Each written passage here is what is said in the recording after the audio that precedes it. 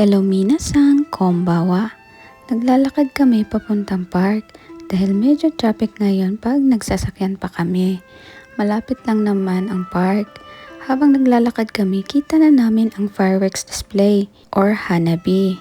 Alas 7 ng gabi ito nagsimula at matatapos ng 8:30 PM ng gabi. First time ko mapanood sa malapitan. Lagi kasing sa malayo lang. Kita naman siya sa bahay namin. Kaso gusto din namin maka-experience ng malapit. Nagdagsaan na rin ang mga tao. Dati kasi stricto noong time pa ng coronavirus. Pero ngayon balik na ulit sa normal. Grabe, ang ganda ng fireworks. 10 years ago pa nung huli ako makakita ng fireworks sa malapit. Dati kasi sa labas na ng bahay or nadadaanan lang namin habang nakasakay kami sa sasakyan. Una, pakunti-kunti lang ang fireworks na lumalabas, tapos sa huli, palaki na ito ng palaki at parami rin ng parami ang mga lumalabas. Nakaka-mesmerize at sobrang nakaka-happy dahil gusto kong i-share sa inyo kung gaano kaganda ang fireworks na nakita ko. Sana panoorin nyo hanggang dulo.